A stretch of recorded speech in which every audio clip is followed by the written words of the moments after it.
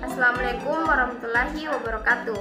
Perkenalkan, saya Istina Mulyana, Prodi THP STK 11905.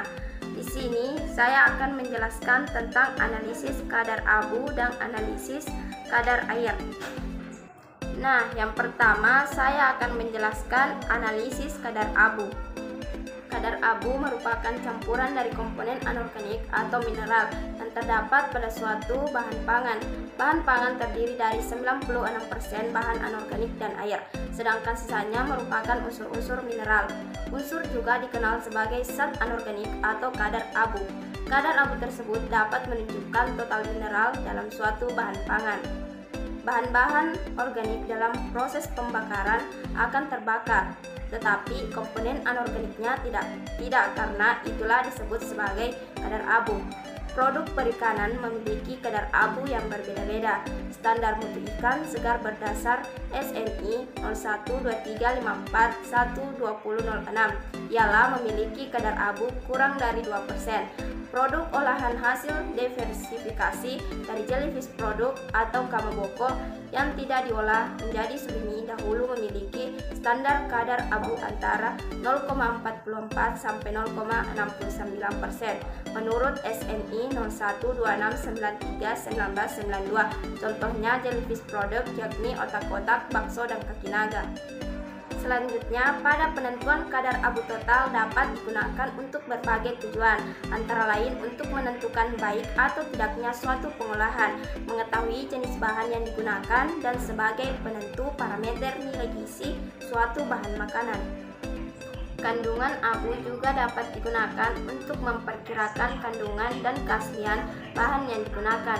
Kadar abu sebagai parameter nilai gizi, contohnya pada analisis kadar abu tidak larut asam yang cukup tinggi, menunjukkan adanya kontaminan atau bahan pengotor pada makanan tersebut. Penentuan kadar abu dapat dilakukan dengan dua cara, yaitu penentuan secara langsung atau cara kering dan penentuan secara tidak langsung atau cara basah.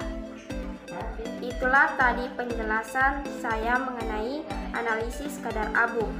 Selanjutnya, yang kedua saya akan menjelaskan tentang analisis kadar air.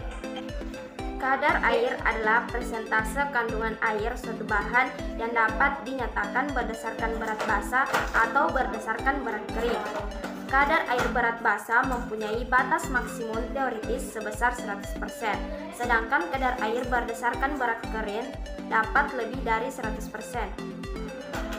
Kadar air pada permukaan bahan dipengaruhi oleh kelembapan nisbi RH udara sekitarnya.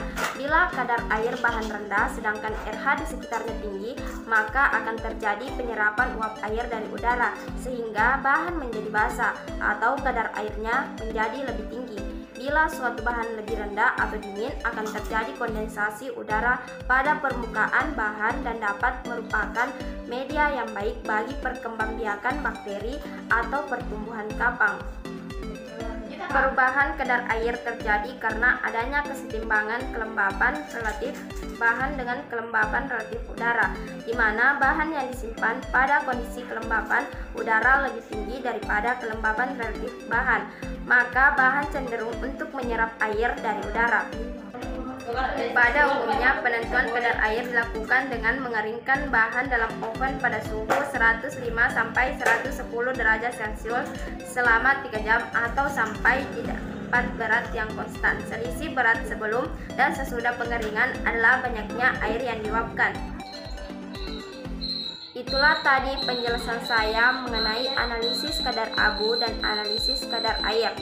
Sekian dan terima kasih. Wassalamualaikum warahmatullahi wabarakatuh.